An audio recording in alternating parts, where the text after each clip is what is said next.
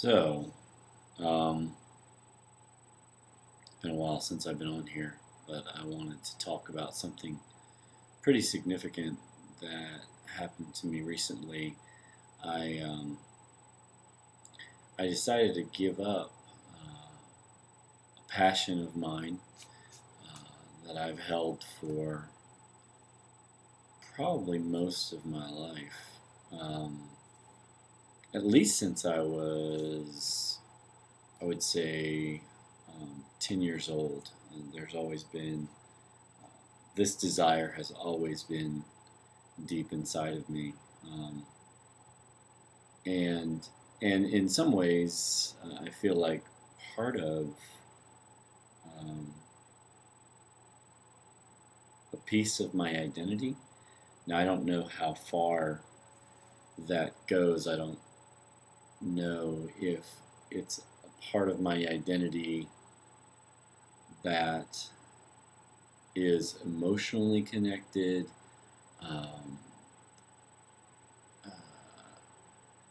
a metaphor for the passion itself, but nonetheless, it's something that I knew I had to let go of based on a couple of things. One, um, letting it go, letting that passion go that I felt was deep inside of me, uh, answered. Well, I don't know if I would say answered, but it at least allowed for a passion and desire that's deep inside my wife. Because I'm married, I've been married for 10 years, and I have 4 children. And letting that go gives her a freedom to live in some of her desire. But and I say there's I said there was two things. There's actually three. One, I had a friend of mine uh, pray for me, someone who's very close to me, very trusted friend that I know hears from God and walks with God.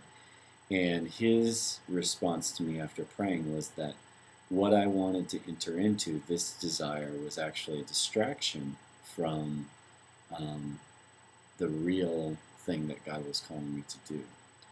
Or his sense was that it was a distraction. And the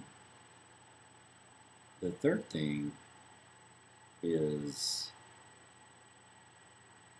I think that when it comes to living out your, your dreams, your passions, the thing that God has called you to do, and all of that, I think, all that gets, for one thing, all that gets lumped into one big mess, okay? A lot of people talk about desire, they talk about gifting, they talk about calling, they talk about, destiny, and they lump all of it together. Well, there's no possible way that all of that and all of those words could be all lumped together. You have to separate them out. You have to, at least as a person who walks with God, you have to know that you know His calling in your life is where you're heading. No matter whether your destiny or your desire say something different, um, as a follower of Jesus, and that's what I am, uh, you have to you have to know His call in your life and what He's calling you to do. Um, Not so sure that I'm extremely in touch with the loss, but I know that the thing I wanted to say about um, desire is I think there is a necessary road that we have to travel of grief when we do fully allow ourselves to enter into desire, and then that desire is to be let go of based on your calling, based on what God is telling you to do. And I think what enters into that, especially from a person who is married is that as a married person, you are not the only one who is called. The scriptures talk about how a husband is to cleave to his wife and that the two become one flesh. A friend of mine said this about a year ago. It made a lot of sense to me. He said, yeah, I want to go this direction and my wife doesn't really want to go. And he said to me, so half of yourself is saying no.